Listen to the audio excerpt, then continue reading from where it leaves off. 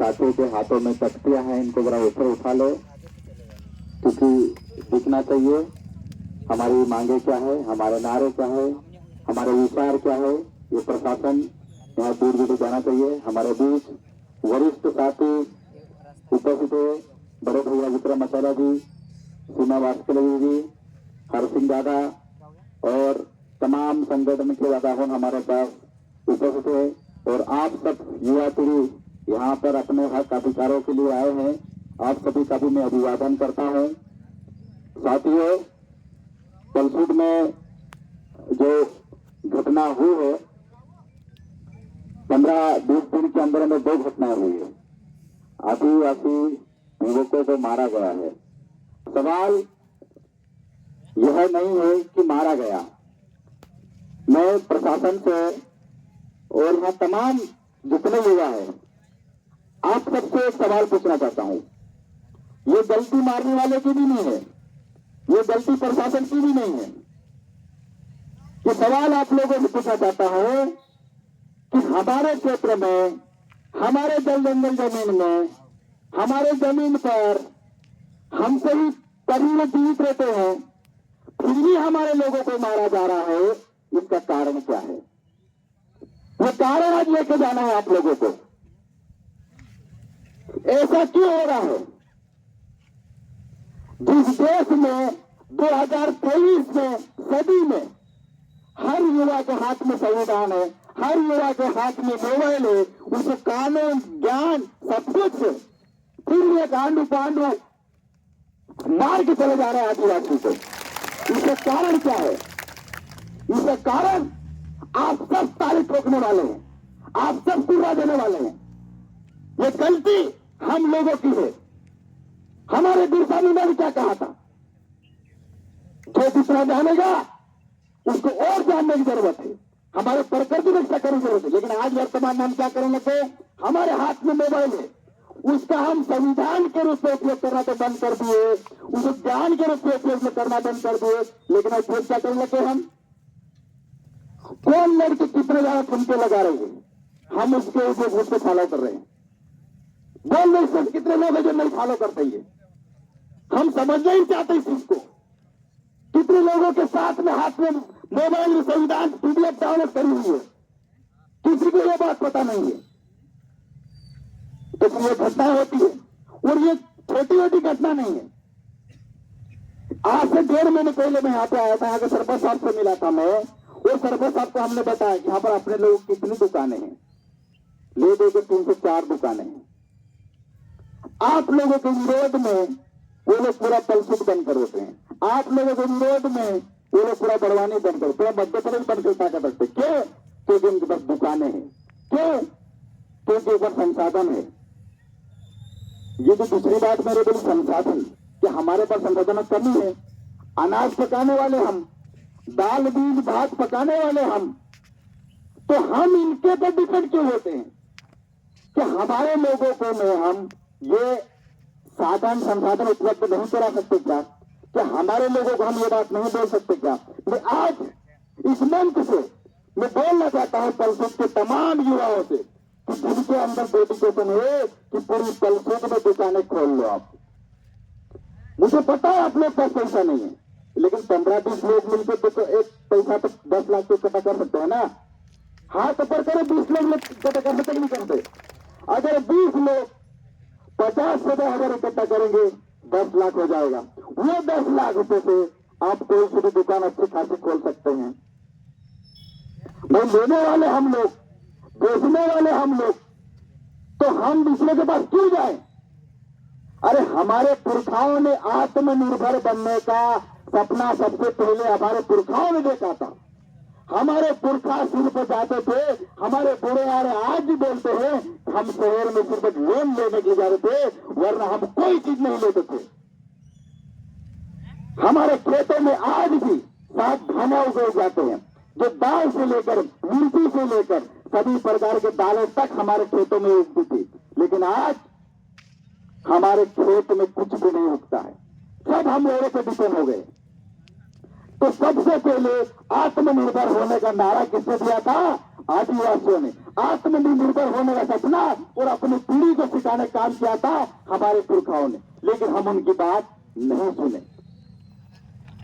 आज हम इस चीज में इतने अंधे हो गए, पैसे कमाने के लिए इतने अंधे हो गए कि हमने कभी हमारे आने वाली पीढ़ी के लिए सोचा ही नहीं।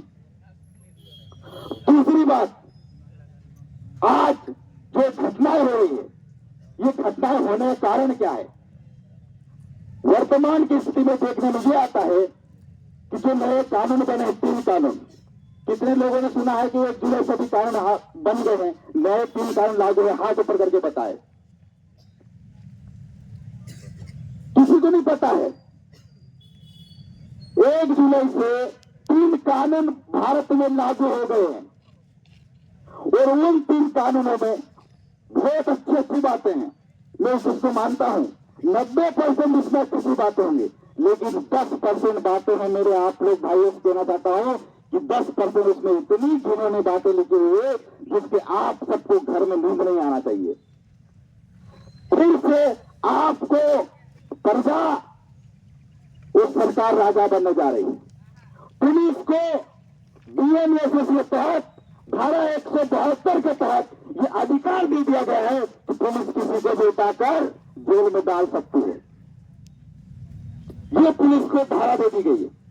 हालांकि इसमें मुझे विश्वास है, मुझे उम्मीद है कि हाई कोर्ट, सुप्रीम कोर्ट में इसमें संशोधन हो जाएगा और वापस सोच विचार करेंगे हमारे जस्टिस लोग, लेकिन ये हो गया है वर्तमान में। हम लोगों को पहले ही किसी के खिलाफ एफआईआर दर्ज कराने के लिए पहले हमें थाने पे जाना पड़ता, थाने पुलिस वालों से मान मनोज करना पड़ता, तब भी वो एफआईआर दर्ज नहीं कर देते। जब कोई संगठन आगे आता था तब जाके वो एफआईआर दर्ज होती थी।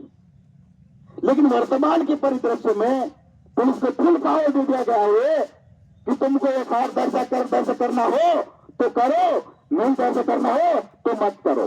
14 दिन के लिए तुम देखो, 14 दिन के लिए तुम देखो ये घटना हुई है नहीं हुई है। अब 14 दिन के अंदर जो लोग बिना कोई गुनाह हुआ, बिना जो कोई कार्रवाई हुई, हमारे किसी भाई पर चरित्र लांछन के लिए कार्रवाई करवा सकते हैं, तुम इतने लोगों में से कौन बोल सकता है कि मैं अकेले जाके एफआईआर दर्ज करवा सकता हूं?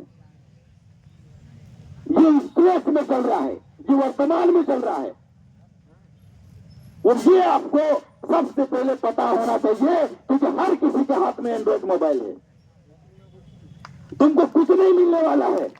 तुम भले चाहिए इंस्टाग्राम फेसबुक चला लो, कितनी भी गलत कर लो फेसबुक इंस्टाग्राम पर, लेकिन अगर तुम्हें इस बात का ज्ञान नहीं है कि देश में चल क्या रहा है, देश में वर्तमान में कैसे कानून बन रहे हैं, तुमको अगर पता नहीं इस बात का तो तुमको फिर क्या ही बोले। ये सबसे पहले हम लोग आप लोगों को पता होना चाहिए और मुझे उम्मीद है कि हाई कोर्ट, सुप्रीम कोर्ट इस मुद्दे को बना देंगे। दूसरी बात, एक जो पोस्टर देने में हमेशा बोलता हूं किसी को भगवान मत बनाओ, क्योंकि मैं भी सामान्य नागरिक हूं।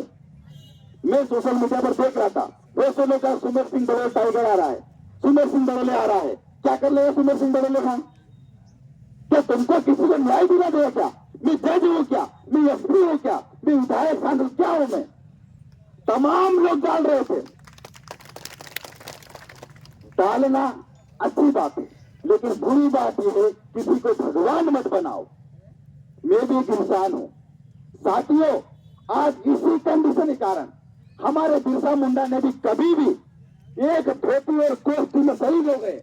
हमारा तंटा भील एक धोती और कोष्ठी में शहीद हो गए। जिसको आपने भगवान बनाया, जिसको आपने इतना बड़ा बना दिया, वो आज फोर लगाए कार्यक्रम घूम रहे हैं और आप और अपने लोगों को आज भी रोड पर मार रहे हैं। उसका कोई सुधार नहीं हुआ। तो सबसे पहले इस चीज को करिए, जमीनी स्तर पर हमने अपने और आपको मजबूत करने की जरूरत है। दूसरी साथियों कि मजबूत होंगे तो यहाँ से मंच से भाषण से बड़ी बड़ी बातें करके हम चले जाते हैं कि मजबूत हो, एकजुट हो। कैसे होंगे एकजुट? साथियों, सबसे पहले हमारी बुद्धि से मजबूत बनाइए, हमारी बुद्धि से सबसे बड़े मजबूत होइए। और बुद्धि से मजबूत कैसे होंगे? मैंने एक मंच पर एक भाषण सभा में कहा था, अनिल भाई से मेरी कम से कम 1.5 घंटे चर्चा हुई है। मैंने केडर को लेकर कहा था और उसमें कहा था कि केडर जो है कभी कभार उस केडर को लेकर मैंने अलग परिदृश्य में कहा था, लेकिन उस बात को अलग परिदृश्य में लिया गया। लेकिन मैं चाहता हूं साथियों कि हमारे और अपने लोगों के बीच में हमारे कानून और ज्ञान के लिए कम से कम केडर बेस मजबूत होना चाहिए। हमारे आंदोलन तो होते रहेंगे, हमारे आंदोलन होते रहेंगे, कार्यक्रम होते रहेंगे, लेकिन अगर हम बौद्धिक रूप से मजबूत नहीं है, बुद्धि से अगर मजबूत नहीं होंगे, तो हम और आप इसके बाद भी यहीं पर देखे मिलेंगे। 10 साल बाद हमारे बच्चे आंदोलन करते मिलेंगे, 20 साल बाद हमारे और बच्चे उसके बच्चे और आंदोलन करते मिलेंगे। इसमें कोई परिवर्तन नहीं होने वाला है, लेकिन हमें हमारी बुद्धि से मजबूत होना है। दूसरी चीज, हमारे हक अधिकारों के लिए, और हमारे हक अधिकारों की अगर लड़ाई लड़ना आएगी तो बात कैसे आप लड़ोगे? एक टीआई से बात करने के लिए आप कैसे जाओगे? एक थानेदार से, एक एसपी से बात करने के लिए कैसे बात करोगे? आपको तो कांस्टेबल भी डरा लेता है। तो इसके लिए कम से कम आपके पास कानून का ज्ञान होना चाहिए। वर्तमान देश में क्या चल रहा है, इस चीज का ज्ञान होना चाहिए। हमारे पास ये क्रांति का दौर है, सोशल मीडिया का दौर है। इस चीज को हम अपने स्टार से उसको उपयोग में ले साथियों, और तमाम साथियों से मेरा आप सबसे निवेदन है कि